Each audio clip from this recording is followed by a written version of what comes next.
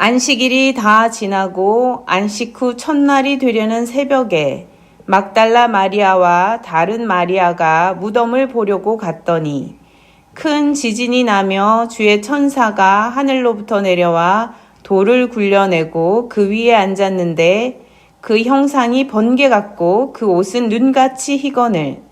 지키던 자들이 그를 무서워하여 떨며 죽은 사람과 같이 되었더라. 천사가 여자들에게 말하여 이르되 너희는 무서워하지 말라. 십자가에 못 박히신 예수를 너희가 찾는 줄을 내가 아노라. 그가 여기 계시지 않고 그가 말씀하시던 대로 살아나셨느니라. 와서 그가 누우셨던 곳을 보라. 또 빨리 가서 그의 제자들에게 이르되 그가 죽은 자 가운데서 살아나셨고 너희보다 먼저 갈릴리로 가시나니 거기서 너희가 배우리라 하라. 보라, 내가 너희에게 일렀느니라 하거늘 그 여자들이 무서움과 큰 기쁨으로 빨리 무덤을 떠나 제자들에게 알리려고 다름질할세. 예수께서 그들을 만나 이르시되 평안하냐 하시거늘 여자들이 나아가 그 발을 붙잡고 경배하니 이에 예수께서 이르시되 무서워하지 말라. 가서 내 형제들에게 갈릴리로 가라 하라. 거기서 나를 보리라 하시니라. 아멘. 예수께서 세상 죄를 담당하여 십자가에 달리시고 사흘이 지난 뒤 안식 후 첫날이 되었을 때의 주일인 거죠. 안식 후 첫날, 오늘처럼 주일입니다. 그럴 때에 새벽에 막달라 마리아와 다른 마리아가 예수님을 보려고 예수님 무덤으로 갔습니다. 그런데 거기서 뜻밖에도 천사를 만나게 되었어요. 당시에는 무덤이 돌무덤이었죠. 큰 돌로 무덤을 막아두었습니다. 그런데 큰 지진이 있었다라고 성경에 기록하고 있어요. 막 땅이 흔들렸다는 것이죠. 그 땅이 흔들리면서 돌문이 굴러갔다라고 되어 있습니다. 굴려져 무덤이 열렸다. 그리고 돌문 위에 천사가 앉아 있었다라고 합니다. 지진이 나고 또 이 천사의 모습은 번개같이 빠르고 그리고 빛나는데 눈같이 하얗게 빛나는 그런 천사의 모습이었다는 거예요. 무덤을 지키던 경비병들은 막 땅이 흔들리고 그리고 막 번개같이 뭔가 이렇게 뭔가 임하고 이러니까 깜짝 놀라고 무서워하면서 벌벌 떠느라 거의 죽은 사람처럼 되어 있었다라고 기록하고 있습니다. 천사는 여인들에게 소식을 전하기 위해 와서 기다리고 있었어요. 천사는 하나님의 심부름꾼이며 메시지 전달자이며 사람들을 돕는 자입니다. 천사가 여인들에게 말했습니다. 너희는 무서워하지 말아라. 너희가 십자가에 못 박힌 예수를 찾고 있는 줄 내가 안다. 그는 여기 계시지 않고 그가 말씀하시던 대로 다시 살아나셨다. 라고 알려주었습니다. 와서 그가 누우셨던 곳을 보아라. 그리고 빨리 가서 제자들에게 전해주어라. 예수께서 부활하셨다고 전해주라는 것이죠. 예수께서는 죽은 자 가운데에서 살아나셨고 제자들보다 먼저 갈릴리로 가실 거니까 거기에 제자들이 가면 예수님을 거기서 뵐 수 있을 거야 라고 얘기해 줬습니다. 그럼 나는 너희에게 예수의 부활 소식을 전해준 거야 이렇게 얘기했어요. 천사는 자신의 임무를 수행했지요. 이 천사의 임무는 무엇입니까? 여인들이 무덤에 들어와 확인을 해볼 수 있도록 무덤 문을 굴려주고 기다렸다가 예수의 부활 소식을 전해주는 것입니다. 그 임무를 천사는 잘 수행을 했어요. 그래서 그 소식을 전하고 이제 여인들은 예수님의 부활 소식을 듣게 된 것입니다. 네, 예수님께서는 부활하셨습니다. 사망 권세를 이기고 죽음에서 부활하셨습니다. 무덤 문이 활짝 열렸다라고 기록합니다. 그 안에 그리고 비어 있었다는 거예요. 예수님의 시체가 있어야 할 그 자리에 예수님의 시체가 더 이상 없는 거예요. 예수님이 살아나셨기 때문에 예수님의 시체로 있지 않는 것입니다. 무덤 속에 있지 않으신 것입니다. 예수님께서는 사망 아래 있지 않으신 거예요. 더 이상 사망이나 죽음이 예수님을 가둘 수가 없는 거죠. 예수님은 하나님께서 다시 살려주셨기 때문입니다. 온 세상 만물을 창조하신 하나님께서, 생명을 창조하신 하나님께서, 이 땅의 모든 생명을 창조하신 하나님께서 예수님을 다시 살려주신 것입니다. 생명을 다시 주신 것이죠.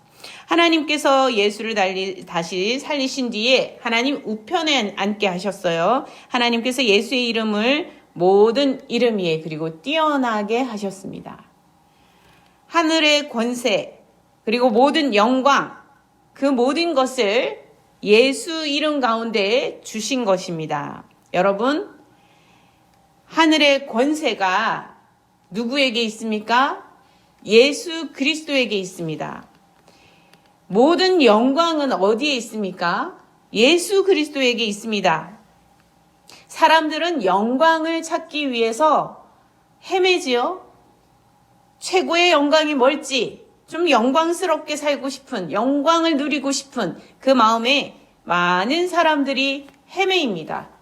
그렇지만 모든 영광이 어디에 있습니까? 하나님께서 예수 그리스도께 주셨다는 겁니다.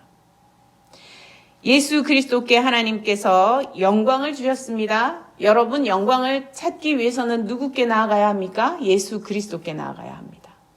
예수 그리스도께 나아가야 영광을 우리가 볼 수 있는 거예요. 하나님께서 예비하신 영광은 예수 그리스도께 있는 것입니다. 여인들은 무덤 안으로 들어가 보았지요. 예수께서 살아나셔서 무덤에 계시지 않으신 것을 그들은 눈으로 확인을 했습니다. 그렇게 확인하고 그들이 예수께서 부활하신 걸 알 수 있도록 천사들이 도와준 것이죠. 여인들도 사실 너무도 놀랍고 무섭긴 하였지만 무덤에 들어가 보니까 예수께서 계시지 않는 빈 무덤인 거예요. 무덤이 비어있는 것을 보고 천사가 정말 전해준 대로 예수께서 부활하셨구나.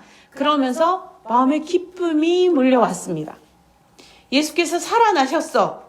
십자가를 지시기 전에 내가 다시 살리라 말씀하시더니 그 말씀이 이루어지셨어. 정말 말씀대로 살아나신 거야. 하나님께서 예수님을 살리셔서 예수님께서 살리라, 내가 다시 살리라 말씀하시던 그 말씀대로 예수님께서 살아나셨구나 알게 되었습니다. 여인들은 너무도 기쁘고 또 기뻤습니다. 그래서 큰 기쁨에 제자들에게 빨리 이 소식을 전해야겠다 생각하여 걸음을 재촉해서 막 달리기 시작했습니다.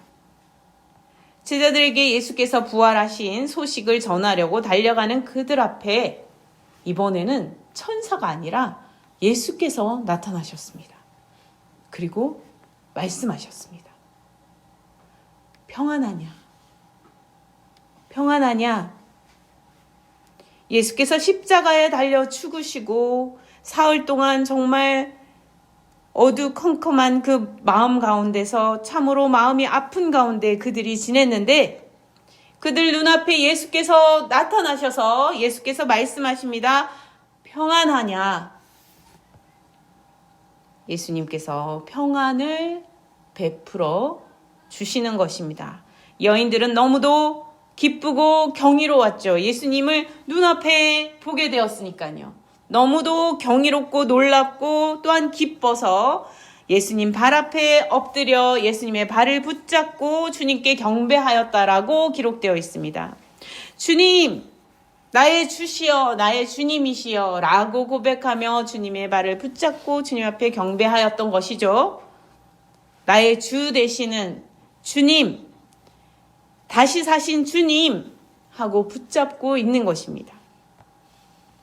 무서움과 기쁨으로 달려가던 여인들에게 무서워 말라 말씀해 주십니다. 괜찮다, 놀라지 말아라 하여 주신 것이죠. 예수께서 여인들에게 평안과 소망을 허락하여 주신 것입니다. 예수께서 말씀하셨습니다. 내 형제들에게 갈릴리로 가라고 전하여라. 거기서 나를 만나리라. 여기서 내 형제들이 누구입니까? 예수님의 제자들이죠. 예수님의 제자들을 예수님께서 내 형제들이라고 부르고 계십니다.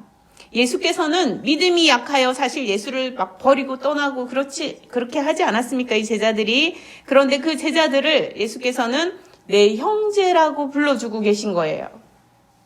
예수께서 내 형제다. 내 형제들에게 가서 전하여라. 내가 갈릴리에서 그들을 만날 것이다. 라고 말씀하여 주시는 것입니다. 제자들은 모두 예수 안에서 하나님의 자녀인 것을 확인시켜 주신 것이죠.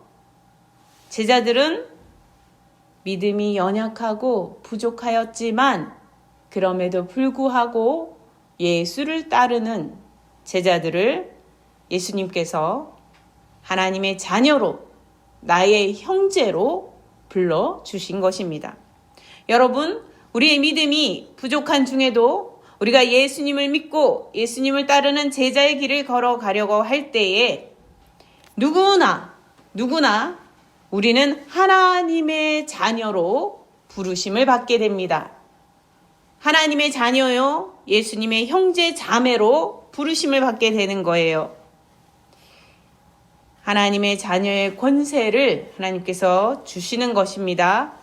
하나님은 우리의 아버지가 되시고요. 예수님은 우리의 구주가 되시며 우리는 하나님의 자녀가 되는 것입니다. 우리는 모두 하나님의 자녀죠.